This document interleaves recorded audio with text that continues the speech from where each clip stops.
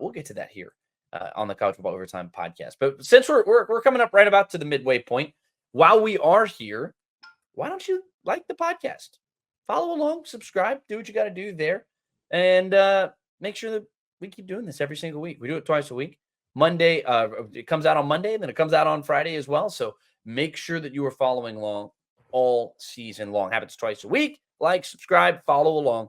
Abe Gordon and Garrett Chapman here on the College Football Overtime podcast. But not all of these games were tight.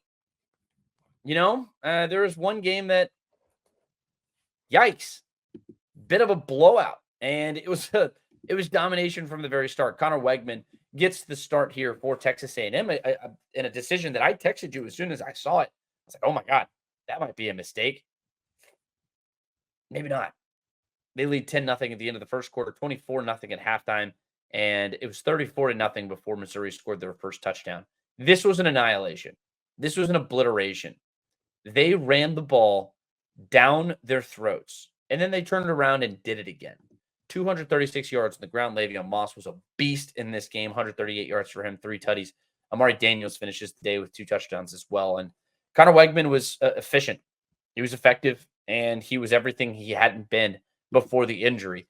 And the thing is, if you have the rushing attack working like this behind him, you don't need the running quarterback in order to find positive results there. I thought that was the differentiator that Marcel Reed had, that Connor Wegman didn't. But Connor Wegman's he's a pretty good athlete, but he showed that, look, just drop back and complete the passes that you need to stay ahead of the chains. Let the guys behind work, and that's really what they were able to do, and they dominate Missouri.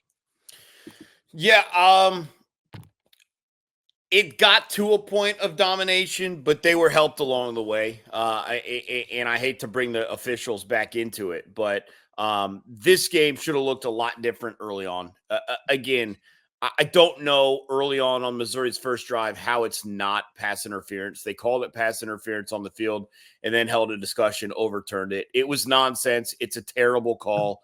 Missouri probably scores a touchdown, but if not, at least they're in field goal range already. So that already changes the game. And then later, a couple drives later, Luther Burden, when this game was 7-0, when this game was 10-0, I apologize. Brady Cook hits Luther Burden for 75-yard touchdown, and they give an eligible receiver downfield on the other side of the play, nowhere near anything, something we didn't see given in that Miami game. And it just, again, if that is called differently, and you could have called it, I have no problem with that, but there's also an opportunity to not call it. See the Miami game. So it could have gone differently.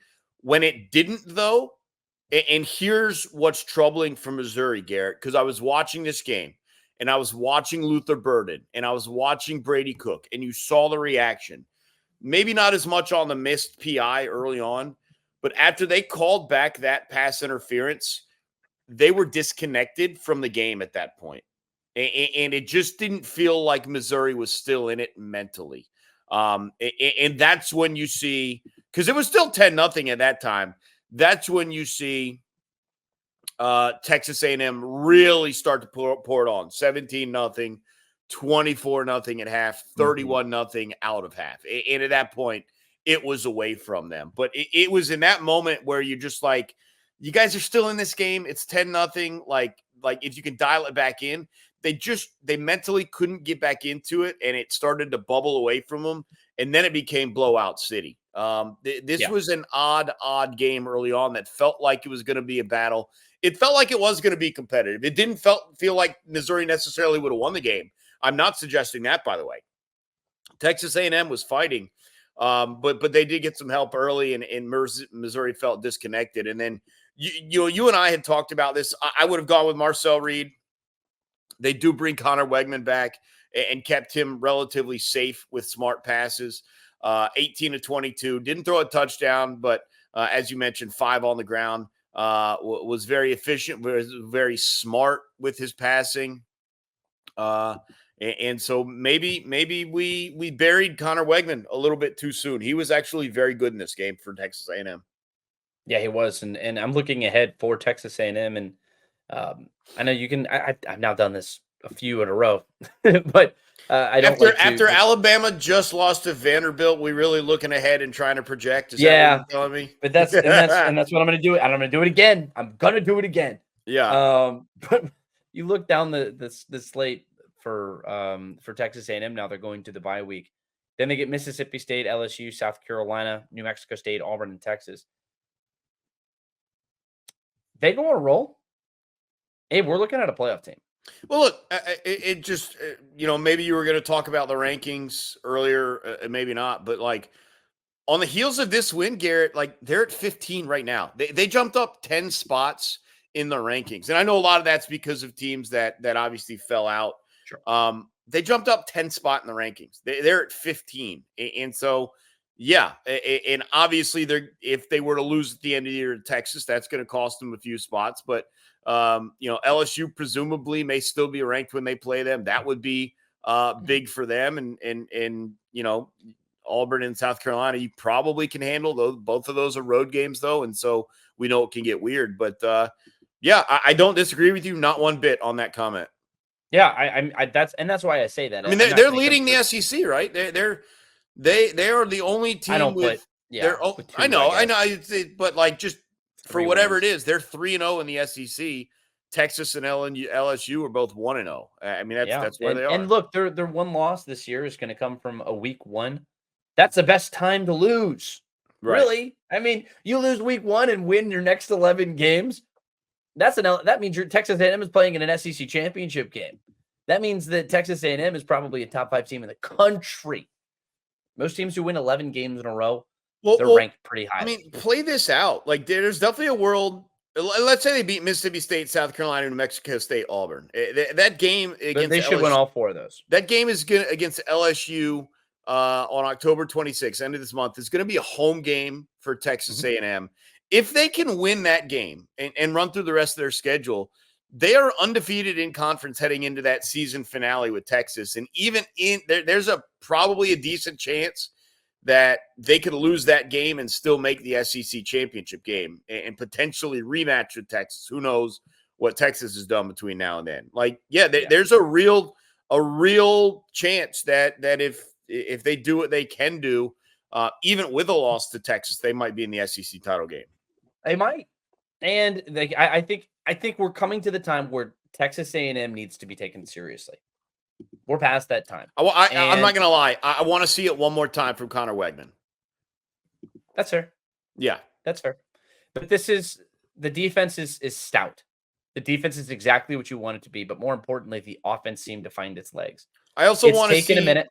More sample size on Missouri because this is a team that almost lost to Vanderbilt, and now they get blown out by Texas A&M, and we've kind of projected. We're gonna loop it back and talk about Missouri here in a second. But no, you're exactly right. There's a world in which this doesn't look as good of a win as it does right now. Yes, yeah. I mean, this is a Missouri team that also has a road trip to Alabama coming up here in a couple of weeks, and that's going to be a critical matchup for them as well. But let's just transition. Let's just fully switch over to Eli Drinkwitz's squad. They got blasted in this game, and you pointed to some officiating moments with snafus where things fall out. You got to be mentally stronger than that in the SEC. You just have totally to. Agree. You absolutely agree. You cannot let little instances like that snowball.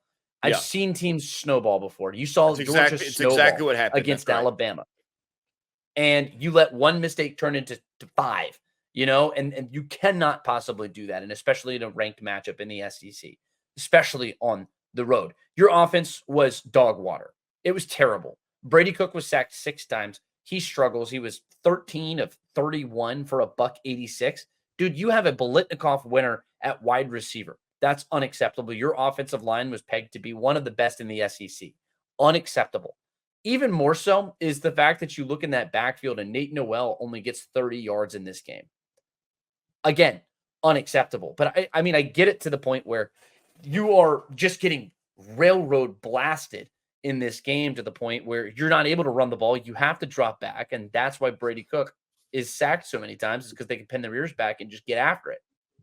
So I understand that side of it, but it's more just the fact that they lost their composure and it got ugly. Like we talked about that happening to Georgia earlier this season, but the difference was Georgia in a raucous road environment in a critical game, they turned around and found an answer. They did something and turned it around. That never came from Missouri. And at no point in this game did I ever feel confident that Missouri was going to find any level of success in this game. They lost their heads. And maybe it's a one-off. Maybe it's one of those games where sometimes you review the tape, you move on to next week. And sometimes teams are better for these types of results, but I'm a little concerned because they got blasted in this game. In a game that they were really supposed to win. And you're also doing it on the heels of some kind of lackluster performances as it was. I mean, you have the 2 games to start the season where you don't allow a single touchdown, but those are to teams that probably shouldn't be scoring touchdowns against their regular competition, much less Missouri. This is then you go on and you beat Boston College at home in a game that you probably should have lost, a team that's now since faltered a good bit. Then you or you win, I should say lose, but you have the double overtime win over Vanderbilt. And then this is your next showing out of the bye week. At what point, Missouri, you may not be in that second tier. You might be dropping down into that third tier. You might be closer to that than you are that first tier, which this was supposed to be the game where you establish yourself. And that was the furthest thing from what happened. Yeah, I just we're going to find out about Ole Miss as we get into it as well, but we're going to find out about Missouri, just where they really situate themselves. And for them, it's going to be a tough road back because of the schedule, as you mentioned, dealing with Alabama, dealing with Oklahoma, and some of these other games. You're right. They let this one snowball, and not necessarily that it will matter ultimately, but if I'm an NFL scout, like, not a great look for Luther Burden either. The way he approached this game after that call. Yeah. The team seemed like it fell asleep and kind of let this game go by the wayside. You get Massachusetts next, and then you're right back into that SEC schedule. It's just no days off. No days off like we've seen